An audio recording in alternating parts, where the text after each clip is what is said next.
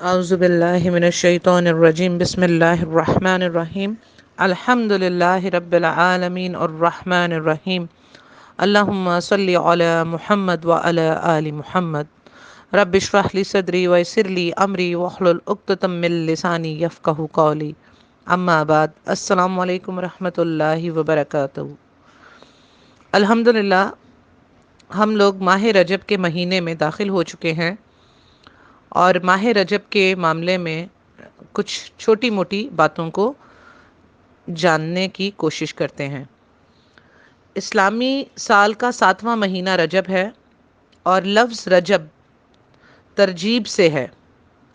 जिसके मायने ताज़ीम के हैं। इस महीने की ताज़ीम और हुर्मत की वजह से इसका नाम रजब रखा गया। ये लफ्ज़ तरजीब से है क्योंकि अरब इस महीने में लड़ाई से गुरेज करते थे। लेकिन रजब का महीना ऐसा है जिसकी कोई इम्तियाजी फजीलत किसी सही हदीस में वारिद नहीं, सिवाय इस फजीलत के माह रजब 4 हुर्मत वाले महीनों में से एक है। रजब के अलावा ज़ुल्क़द, ज़ुल्हज और मुहर्रम मतवातर तीनों महीने हुर्मत वाले हैं। इन 4 महीनों में रजब को मिलाकर, जैसे रजब, ज़ुल्क़द, ज़ुल्हज और मुहर्रम, ये चारों महीने हुर्मत वाले हैं और इस्लाम से कबल भी अहले अरब इस महीने में जंगो जदाल को पसंद नहीं करते थे और कुरान करीम की रूह से तो ये चारों महीने इब्तिदाए खलकत से ही काबिल एहतराम हैं और इस वक्त ही से इनमें जंगो जदाल हराम और ममनू है। इस एतबार से इस्लाम में माह रजब की सिर्फ ये फजीलत साबित है कि ये 4 हुर्मत वाले महीनों में से एक हुर्मत वाला महीना है और इस महीने में किसी नेक अमल को फजीलत के साथ ख़ास नहीं किया गया। जिन बाज़ अमाल को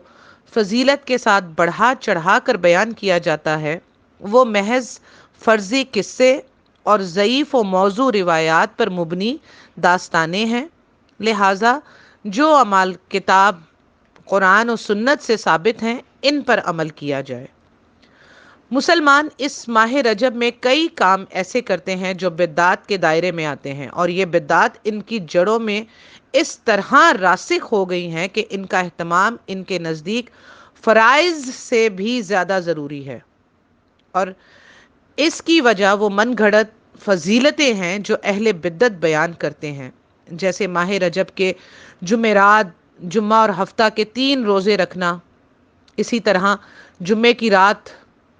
मगरिब से इशा तक मखसूस अंदाज में 12 रकात नमाज पढ़ना। रजब के पहले जुम्मे को जो है वो पहले जुम्मे की शब को सलातुर रगाइब पढ़ना। इसी महीने में कसरत से नफली रोज़ों का अहतमाम करना और अजर व सवाब की ज़्यादती की नीयत से इसी माह में ज़कात भी देना। फिर इसी तरह 22 रजब को कूंडों की रस्म अदा करना। रजब की 27वीं शब को शब महराज की वजह से खसूसी इबादत करना, मस्जिद पर चरागा करना और तकरीबात व महाफिल का इनेकाद करना। 27वीं रजब को यौम महराज के तौर पर मनाना और इस दिन का रोज़ा रखना। इसी तरह जलसे व जलूस का अहतमाम करना, आतिशबाजी, चरागा और इन्हीं जैसी दीगर खराफात पर अमल करना। और इसी महीने में कूंडों की रस्म भी, जैसा कि मैं आपको बता चुकी हूँ, वो भी मनाई जाती है और जिसे बहुत सवाब समझकर जो है वो मनाया जाता है।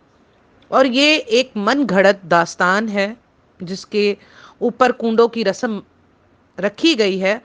अगर आप उस मन घड़त दास्तान को सुन लें तो आप हक्का बक्का रह जाएं। आपको ये लगे कि आप अपने बचपन में जो हम कहानियाँ सुना करते थे और बड़ी दिलचस्प किस्म की कहानियाँ होती थी, आपको लगेगा कि आप उनमें से कोई कहानी सुन रहे हैं, कोई दीनी बात नहीं सुन रहे। तो ये बिल्कुल ही मन घड़त अजीब दास्तान है जो कि कूंडों की रस्म से मुंसलिक करके, जिसके ऊपर जाहिल उल्मा, जो उल्मा सू हैं, वो इसको सुना कर अगर कोई अकल वाला उस कहानी को सुन ले, जो कि मैंने अपने एक लेक्चर में ڈیٹیل لیکچر میں نے دیا ہے ماہ رجب پر، اس میں آپ اسے سن سکتے ہیں، اس میں میں نے اس کو ذکر کیا ہے، تو آپ حیران اور پریشان رہ جائیں۔ اور اسی طرح جو صلاۃ الرغائب پڑھی جاتی ہے اس کے معاملے میں بھی بہت ہی عجیب و غریب معاملہ ہے کہ یہ بھی من گھڑت جو ہے حدیث ہے، اور جو کہ رجب کی پہلی جمعرات دن کو روزہ رکھے، پھر جمعے کی رات مغرب و عشاء کے درمیان 12 رکعت پڑھے، ہر 2 رکعتوں کے بعد سلام پھیر دے، ہر رکعت میں جو سورۃ القدر ہے وہ 3 مرتبہ، سورہ اخلاص 12 مرتبہ پڑھے، پھر نماز سے فارغ ہو کر درود پڑھے، پھر 70 دفعہ سجدے میں جا کر سبحان قدوس رب الملائکۃ والروح کہے، جبکہ یہ تو اوتھینٹک دعا ہے، لیکن اس نماز کا کوئی بھی صلاۃ الرغائب کے نام سے کوئی نماز نہیں ہے، کوئی مستند حدیث سے اس کا کوئی ثبوت نہیں ملتا، بلکہ یہ ایک ایسی رسم تھی جو مشہور تو کافی تھی، لیکن اس پر صوفیہ اور مشائخ کے حلقوں میں ہی عمل کیا جاتا تھا، اور یہ رجب کے پہلے جمعے کو ہوتی تھی۔ تو یہ بدعت کافی پرانی ہے، اور کئی علماء نے اس کے رد میں الحمدللہ ثم الحمدللہ کتابیں بھی لکھی ہیں۔ اسی طرح جتنی بھی صلاۃ الرغائب کی فضیلت میں بیان کی جانے والی روایات ہیں وہ موضوع اور من گھڑت ہیں، اور اسی طرح جو رجب کی 27ویں شب کو شب معراج کے نام سے منایا جاتا ہے، اولاً تو یہ ذہن نشین کر لیجئے، نہ تو صرف اس تاریخ معراج میں شدید اختلاف ہے بلکہ مہینے تک میں مورخین کا اختلاف ہے، ٹھیک ہے نا؟ یعنی کہ یہ کوئی 27ویں رجب 27ویں تاریخ ہی نہیں، بلکہ اس کے رجب کے مہینے ہونے میں بھی اختلاف ہے کہ آپ صلی اللہ علیہ وآلہ وسلم معراج پر رجب میں گئے یا نہیں گئے، اس میں بھی مورخین کا بے تحاشا اختلاف ہے۔ لیکن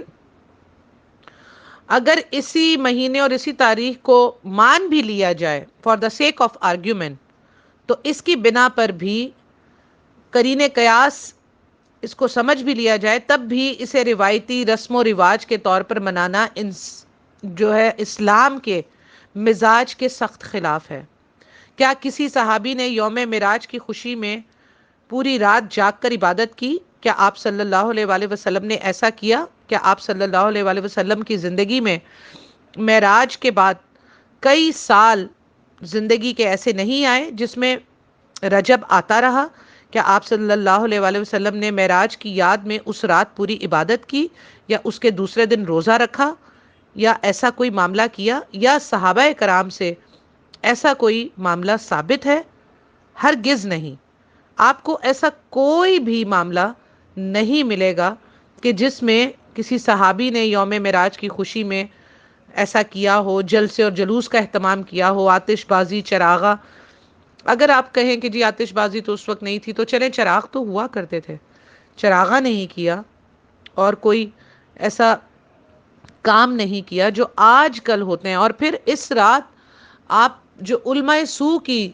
جو ایک محفل ہوتی ہے، اسے آپ ٹی وی پر بھی ملاحظہ کر سکتے ہیں کہ اس میں کس طرح دیو ملائی انداز میں واقعہ معراج کو پیش کیا جاتا ہے، اور فرضی قصوں سے جس طرح نبی صلی اللہ علیہ وسلم کی شان میں زمین و آسمان کے قلابے ملائے جاتے ہیں، اور اس قدر غلو آمیز اور گمراہ کن باتیں اور جملے ادا کیے جاتے ہیں کہ اللہ کی پناہ، کہ خالق اور مخلوق کی درمیان تمیز بالکل اٹھ جاتی ہے۔ اللہ خالق ہے اور نبی صلی اللہ علیہ وآلہ وسلم مخلوق ہیں۔ ایسی اس دن غلو کی رات ہوتی ہے کہ اس میں خالق اور مخلوق کے درمیان تمیز تک اٹھ جاتی ہے علماء سو کے لفظوں سے اور ان کی باتیں سن کر۔ اور بعض لوگ تو اس قدر غلو میں آگے ہو جاتے ہیں، نعوذ باللہ نعوذ باللہ، کہ شعر بھی یہ پڑھ دیتے ہیں: اسرا کی رات جب گئے عرش عظیم پر، دیکھا رسول صلی اللہ علیہ وسلم نے پسے منظر علی، پردے کے پیچھے دستے ید اللہ کو دیکھ کر بولے رسول خالق اکبر علی علی، نعوذ باللہ. کہ اب آپ یہ دیکھ لیجئے کہ نبی صلی اللہ علیہ وآلہ وسلم نے تو اپنے بارے میں کبھی اس طرح کا غلو مبالغے سے کام ہی نہیں لیا اور سختی سے روکا، اور یہاں تک فرمایا، صحیح بخاری کی حدیث ہے 3445، مجھے اس طرح حد سے نہ بڑھانا جس طرح عیسائیوں نے عیسیٰ ابن مریم کو بڑھایا کہ انہیں خدائی صفات اور اختیارات میں ڈال دیا ساتھ. میں تو اللہ کریم کا بندہ ہوں اور مجھے صرف اللہ کا بندہ اور اس کا رسول ہی کہنا. یہ بخاری کی حدیث ہے جس کا نمبر انٹرنیشنل نمبرنگ کے مطابق 3445 ہے. یہ آپ پڑھ سکتے ہیں. اور اسی رات نبی صلی اللہ علیہ وآلہ وسلم کے بارے میں جھوٹ باتیں کہی جاتی ہیں کہ نبی صلی اللہ علیہ وسلم نے اللہ کو دیکھا، اور وہ باقاعدہ قرآن سے ثابت کیا جاتا ہے. سورہ نجم پیش کی جاتی ہے، اور جب آپ سورہ نجم قرآن میں کھولیں گے اور اگر آپ تفسیر ابن کثیر یا فتح الباری، فتح القدیر آپ پڑھیں گے، اور آپ مستند جتنی بھی جو تفسیرات ہیں قرآن کی اس میں اور احادیث میں، بخاری مسلم کی احادیث میں یہ درج ہے کہ وہ بات جو سورہ نجم میں کی جا رہی ہے وہ نبی صلی اللہ علیہ وآلہ وسلم اور جبرائیل امین کے درمیان کی جا رہی ہے کہ ایک تیر کمان کا فاصلہ رہ گیا اور وہ قریب ہوئے، اور تو اس کو جو ہے وہ علماء سو، شرک اور بدعت کرنے والے، مسلکوں میں بٹنے والے، فرقوں میں بٹنے والے علماء ٹی وی پر اور آپ جو چینل کھولیں گے اس وقت دھڑکتے بھڑکتے انداز میں اللہ اور رسول کے لیے سورہ نجم کو پیش کر رہے ہوتے ہیں، جبکہ میں نے آپ کو بتایا کہ آپ کوئی بھی اوتھینٹک تفاسیر اٹھا لیجئے، بخاری مسلم کی احادیث اٹھا لیجئے، تو آپ کو کلیئرلی پتا چل جائے گا کہ قرآن اور حدیث کا موقف سورہ نجم کے بارے میں کیا ہے. اور اما عائشہ نے غالباً بخاری میں یہ حدیث موجود ہے، اما عائشہ رضی اللہ تعالی عنہا نے فرمایا کہ جو شخص نبی صلی اللہ علیہ وسلم کے بارے میں 3 باتیں کہے تو سمجھ لو کہ وہ جھوٹا ہے. نمبر 1 کہ نبی صلی اللہ علیہ وسلم نے اللہ کو دیکھا. نمبر 2 کہ نبی صلی اللہ علیہ وآلہ وسلم کل کی آنے والی غیب کی خبر کو جانتے ہیں. اور نمبر 3 کہ نبی صلی اللہ علیہ وآلہ وسلم نے کچھ خاص باتیں جو ہیں وہ اپنے کچھ خاص صحابہ کو بتائیں اور باقی پوری امت سے ان باتوں کو چھپا لیا. نعوذ باللہ، نعوذ باللہ من ذالک. تو یہ عقیدہ فاش کیا ہے ہماری اما عائشہ رضی اللہ تعالیٰ عنہا نے بخاری میں کہ جو 3 عقیدے رکھتا ہو یا یہ 3 باتیں کہتا ہو نبی صلی اللہ علیہ وسلم کے بارے میں تو سمجھ لو کہ وہ جھوٹا ہے. تو یہ حدیث بھی موجود ہے بخاری میں، اور ابھی جلدی میں یہ حدیث مجھے یاد تھی، میں نے اس کا نمبر نہیں نوٹ کیا، اچانک ابھی یاد آ گئی، تو انشاءاللہ اس کا نمبر بھی آپ کو نیچے شیئر کر دیا جائے گا. ادروائز جس کو بھی چاہیے ہو تو وہ جو ہے وہ لے سکتا ہے میسج کر کے. تو یہ جو ہے معاملہ کیا جاتا ہے. جبکہ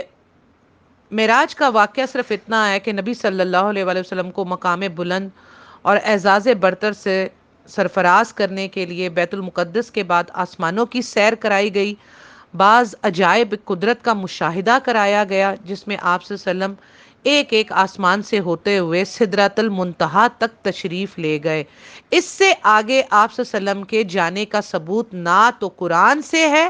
اور نہ مستند احادیث سے ہے. میں مستند احادیث کی بات کر رہی ہوں اور قرآن کریم کی. قرآن کریم سے اوپر کوئی چیز نہیں ہے، نہ تو قرآن کریم میں اور نہ ہی مستند احادیث میں اس کا کوئی ذکر ملتا ہے کہ آپ صلی اللہ علیہ وآلہ وسلم سدرۃ المنتہا سے آگے گئے ہوں، جبکہ ہمارے علماء انہیں عرش معلیٰ تک پہنچا دیتے ہیں اور یہ کہہ دیتے ہیں کہ جبرائیل امین بھی سدرۃ المنتہا تک رک گئے اور انہوں نے کہا کہ اگر اس سے آگے میں گیا تو میرے پر جل جائیں گے، تو اس سے آگے نبی صلی اللہ علیہ وسلم خود چلے گئے. اور پھر وہ جو سورہ نجم کی آیات ہیں ان کو علماء جو ہے وہ پھر پڑھتے ہیں اور عوام کو، جاہل عوام جو جاہل بنی ہوئی ہے خود تحقیق نہ کرنے کی وجہ سے، ان جاہل عوام کو وہ علماء وہ سورہ نجم کی آیات سناتے ہیں اور باور کرواتے ہیں کہ یہ اب سدرۃ المنتہا سے آگے اب قرآن میں ذکر آ رہا ہے کہ اللہ اور نبی صلی اللہ علیہ وسلم آپس میں بغل گیر ہو رہے ہیں، نعوذ باللہ، جبکہ سورہ نجم کی آیت نمبر 1 سے لے کر آپ آن ورڈ 20 تک پڑھ لیں، 20-30 تک پڑھ لیں، آپ کو پورا کانٹیکس ہی سمجھ آ جائے گا کہ وہ بات حضرت جبرائیل امین کے بارے میں ہو رہی ہے اور نبی صلی اللہ علیہ وسلم کے بارے میں ہو رہی ہے، جبکہ اس کو یہ اللہ کے ساتھ اور نبی صلی اللہ علیہ وسلم کے ساتھ موسوم کر دیتے ہیں۔ تو یہ ہیں وہ موٹی موٹی چند باتیں جو کہ میں آپ لوگوں کے گوشے گزار کرنا چاہتی تھی۔ اس لیے جتنی بھی احادیث ہیں اس مہینے رجب کے مہینے سے ریلیٹڈ، وہ سب کی سب من گھڑت ہیں، موضوع ہیں، کوئی مستند حدیث نہیں ہے، کوئی اس مہینے میں کرنے کے کام نہیں ہے۔ بہت سے لوگ کہتے ہیں کہ رجب کے مہینے میں کثرت سے روزے رکھنے چاہیے، اس کا کوئی ثبوت نہیں ہے۔ آپ صلی اللہ علیہ وآلہ وسلم نے شعبان میں کثرت سے روزے رکھے، اتنے کثرت سے روزے رکھے کہ ازواج مطہرات ہماری مائیں فرماتی ہیں کہ ہمیں یہ گمان ہونے لگتا تھا کہ کہیں رمضان تو نہیں آ گیا، یعنی کہ آپ صلی اللہ علیہ وآلہ وسلم شعبان میں کثرت سے روزے رکھتے تھے۔ تو ایک مہینہ صبر کر جائیے، الحمدللہ اللہ ہم سب کو ہدایت کے ساتھ، صحت کے ساتھ زندگی عطا فرمائے اور ہمیں شعبان میں داخل فرمائے اور پھر رمضان میں داخل فرمائے اور پھر لیلۃ القدر نصیب فرمائے، اور اللہ سبحانہ تعالیٰ ہمیں عید کی نماز عطا فرمائے، تو ہم انشاءاللہ تعالیٰ شعبان پالیں گے اور شعبان میں روزے رکھیں گے، نفلی روزے رکھیں گے، اور پھر الحمدللہ اللہ کے حکم سے انشاءاللہ تعالیٰ ہم رمضان میں داخل ہو جائیں گے اور رمضان کی فضیلتوں سے بھی فائدے اٹھائیں گے اللہ کے حکم سے انشاءاللہ تعالیٰ۔ تو اس لیے اس رجب کے مہینے میں روزے رکھنے کا کوئی جواز نہیں ہے، کوئی احادیث نہیں ہے۔ شعبان کے مہینے میں جتنے چاہیں آپ روزہ رکھیں، لیکن آپ صلی اللہ علیہ وآلہ وسلم نے شعبان کے آخر میں روزہ رکھنے سے منع فرمایا تاکہ رمضان کے لیے کچھ طاقت باقی رہ جائے امتیوں کے لیے۔ تو یہ کچھ چند، ویسے تو بہت یہ طویل ٹاپک ہے، رجب کے فضائل میں بے تحاشا من گھڑت روایات ہیں، اتنی روایات ہیں کہ میں اگر آپ کو اس وقت سنانے بیٹھوں تو ایٹ لیسٹ 1 گھنٹہ اور صرف ہو جائے گا من گھڑت روایات کے لیے۔ اس لیے میں نے آپ کو مختصر یہ بتا دیا ہے کہ اس کے معاملے میں جتنی بھی روایات ہیں وہ سب کی سب من گھڑت ہے، کوئی صحیح جو ہے روایت اس کے اندر نہیں ہے۔ اور انشاءاللہ تعالی جب ہم شعبان میں داخل ہوں گے تو شعبان پر میں آپ لوگوں کو اسی طرح ایک مختصر سا بھی لیکچر دے دوں گی، تاکہ جن کو مختصر سننا ہو مختصر سن لیں، اور جن کو ڈیٹیلن لیکچر سننا ہو تو وہ میری ویب سائٹ پہ جا کے سرچ کر سکتے ہیں، انہیں وہاں پر ڈیٹیل کا لیکچر بھی رجب کا بھی موجود ہے آلریڈی پہلے سے بنا ہوا، اور شعبان کا شاید ہے یا نہیں تو وہ میں چیک کر لوں گی، اگر نہیں ہوگا تو وہ بھی میں شیئر کر دوں گی آپ لوگوں سے۔ البتہ رجب کے معاملے میں جو ضروری پوائنٹس تھے وہ میں نے آپ لوگوں کے ساتھ ڈسکس کر لیے ہیں۔ اگر اسپیسیفکلی کسی کا بھی کوئی سوال ہو تو وہ اپنا سوال ضرور کرے۔ جزاکم اللہ خیرن، وآخر دعوانا ان الحمد للہ رب العالمین۔ السلام علیکم ورحمۃ اللہ وبرکاتہ۔